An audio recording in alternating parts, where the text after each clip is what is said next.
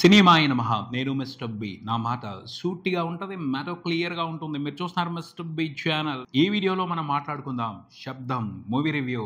ఆది పినిశెట్టి ప్రధాన పాత్రలో నటించిన శబ్ద అనే పేరుతో తమిళంలో రూపొందిన సినిమాని శబ్దం పేరుతో తెలుగులోకి డబ్ చేసి ఈ వారం మన ముందుకు తీసుకొచ్చారు. ఈ సినిమాకి డైరెక్టర్ అరివలగన్. ఆది పినిశెట్టి ఈ డైరెక్టర్ కాంబినేషన్ లో ఇంతకు ముందల వైశాలి అనే మూవీ వచ్చింది. ఒక మంచి హిట్. ఆ సినిమా బాగా ఆడింది, అటు తమిళ్లో ఇటు తెలుగులో కూడా. వాళ్ళిద్దరికి చాలా మంచి పేరు తీసుకొచ్చింది. వైశాలి అనేది ఒక మంచి థ్రిల్లర్ గా, ఇప్పటికీ థ్రిల్లర్ సినిమాలను ఇష్టపడే వాళ్ళకి తెలుసు. సో ఆ కాంబినేషన్లో వస్తున్న సినిమా కాబట్టి ఖచ్చితంగా సినిమా మీద కొన్ని ఎక్స్పెక్టేషన్స్ ఉంటాయి.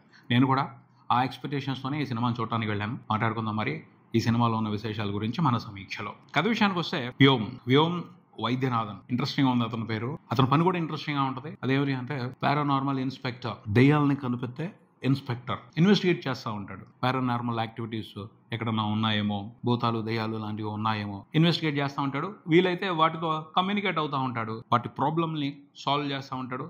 వాటి మూలంగా బాధపడుతున్న వాళ్ళకు కూడా సమస్యలు తీరుస్తూ ఉంటాడు. ఇంట్రెస్టింగ్ ఉద్యోగం, అందరికీ ఉండదు ఆ ఉద్యోగం. మంచి ఉద్యోగాన్ని పట్టుకున్నాడు, ఆ ఉద్యోగాన్ని ఎంజాయ్ చేస్తున్నాడు. అలాంటి ప్రొఫెషన్లో ఉన్న అతనికి ఎప్పటికప్పుడు ఇంట్రెస్టింగ్ కేసులే తగులుతూ ఉంటాయి. ఈ సినిమా కథను నడిపించడానికి కూడా అతనికి ఒక ఇంట్రెస్టింగ్ కేసు దొరికింది, చాలా పెద్ద కేసు. అదేమిటి అంటే ఒక మెడికల్ కాలేజ్లో స్టూడెంట్స్ చనిపోతున్నారు. అబ్నార్మల్ గా ఉంది వాళ్ళు చనిపోవడం అనే వ్యవహారం. దాని వెనకాల ఆత్మల పని ఉంది అని కొంతమంది నమ్ముతున్నారు. దానికి సంబంధించి రూమర్స్ స్ప్రెడ్ అయ్యాయి. నిజమా కాదా తేల్చాలి. మన హీరోని అప్రోచ్ అయ్యారు, వెళ్ళాడు, ఇన్వెస్టిగేషన్ మొదలు పెట్టాడు. ఇతను పారానార్మల్ ఇన్స్పెక్టర్.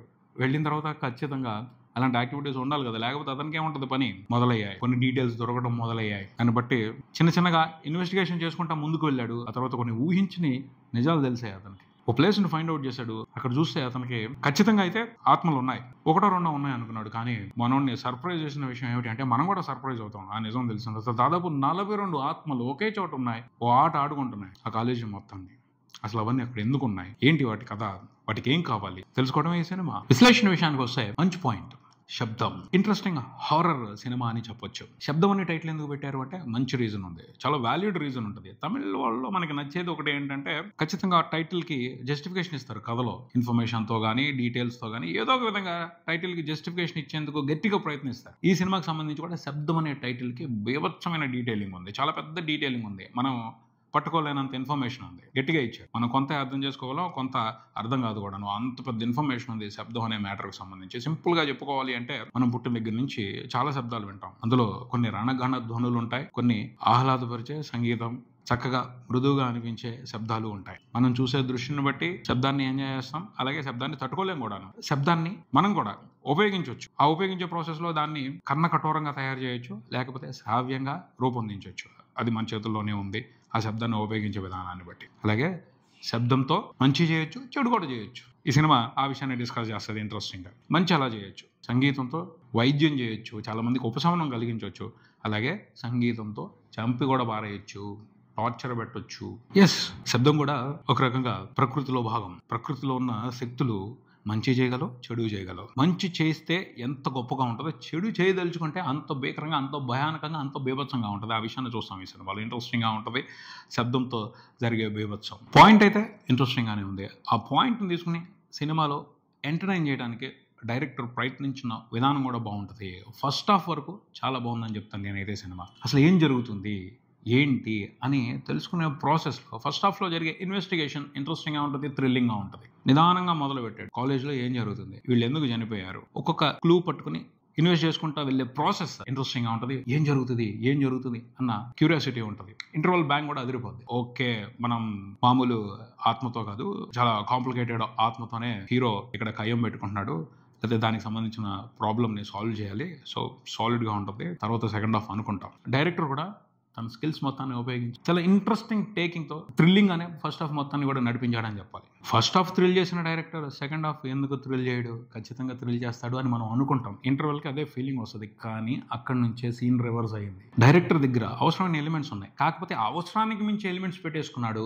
అది పెద్ద ప్రాబ్లం అయిపోయింది. ఇక్కడ ఒక విషయాన్ని అర్థం చేసుకోవాలి. థ్రిల్లర్ హారర్ సినిమాల్లో ఎప్పుడూ కూడా మల్టిపుల్ ట్రాక్స్ పెట్టుకోకూడదు, అవసరానికి మించి డీటెయిల్స్ పెట్టుకోకూడదు, అవసరానికి మించి ఇన్ఫర్మేషన్ ఇవ్వకూడదు.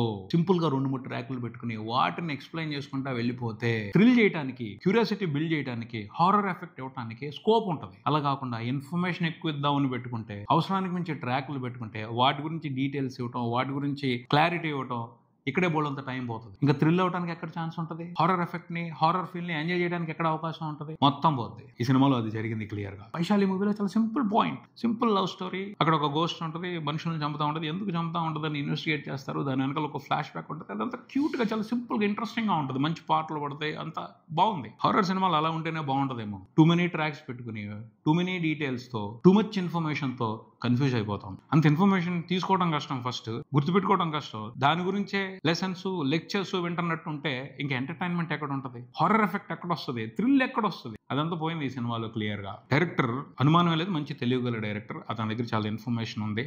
కోస్టల్కి సంబంధించి, అలాగే పారానార్మల్ యాక్టివిటీస్ కి సంబంధించి, బ్లాక్ మ్యాజిక్ కి సంబంధించి వాటన్నిటిని సెకండ్ హాఫ్ లో చూపించేయాలనుకున్నాడు. వరుస పెట్టి ఫస్ట్ హాఫ్ అంతా కూడా ఇంట్రెస్టింగ్ గా నడుస్తుంది ఇన్వెస్టిగేషన్. సెకండ్ హాఫ్ మొదలైన దగ్గర నుంచి ఎక్కడికక్కడ క్లారిటీ ఇవ్వడం, ఓ పాయింట్ తీసుకోవడం, దాని గురించి ఎక్స్ప్లెనేషన్ ఇవ్వడం, ఇంకో పాయింట్ తీసుకోవడం, దాని గురించి ఎక్స్ప్లెనేషన్ ఇవ్వడం, క్లైమాక్స్ వరకు కూడా ఎక్స్ప్లెనేషన్స్ ఇవ్వడం సరిపోయింది ఎక్కువగా. దాని మూలంగా సెకండ్ హాఫ్ ఇంట్రెస్ట్ పోయింది. ఫస్ట్ హాఫ్ లో ఏదైతే కంప్లీట్ గా ఇంట్రెస్ట్ అలా బిల్డ్ చేసుకుంటూ వచ్చారో అది సెకండ్ హాఫ్ స్టార్ట్ అయిన దగ్గర నుంచి నిదానంగా డైల్యూట్ అవుతా చివరికి వచ్చేప్పటికి వదిలే బాబు ఇంకెళ్ళిపోతాం అన్న ఫీలింగ్ వచ్చేస్తాం. క్లైమాక్స్కి వచ్చేప్పటికి అయిపోద్దా, వెళ్ళిపోదాం, ఎప్పుడు అయిపోద్ది, వెళ్ళిపోదాం అన్న ఫీలింగ్ వస్తాం. అలాగే సెకండ్ హాఫ్ లో జరిగిన ఇంకో మిస్టేక్ ఏమిటి అంటే, గోస్ట్లు ఉన్నాయి. అవి మంచి గోస్ట్లు, వాటి మీద ఫైట్ చేయాల్సిన అవసరమే లేదు హీరో. వాటిని కాపాడాల్సిన పరిస్థితి. విలన్ ఎవరు అనేది క్లారిటీ లేదు. క్లైమాక్స్ లో కానీ విలన్ ఎవరో క్లారిటీ రాదు. అప్పటికే మన ఓపిక అంతా పోతుంది. క్లైమాక్స్ లో విలన్ కనిపించి ఆ టైంకే విలన్ ని కథ ముగించేయటం, అది కూడా ఇంట్రెస్ట్ క్రియేట్ చేయాల. ఇది కూడా ఇంకొక మిస్టేక్ సినిమాకి. ఇంటర్వెల్ ఒక మంచి బ్యాంగ్ పడిన తర్వాత సరైన టార్గెట్ ఉండాలి హీరోకి కంప్లీట్ చేయడానికి. కానీ ఇక్కడ మల్టిపుల్ టార్గెట్లు అయిపోయినాయి. టార్గెట్ ఏమిటో అర్థం కాదు. ఇంకో పక్కనేమో ఇన్ఫర్మేషన్ ఇవ్వటం, క్లాసులు బిగేయటం, కొత్త విషయాలు తీసుకొచ్చి వాటి గురించి ఎక్స్ప్లెనేషన్ ఇవ్వటం.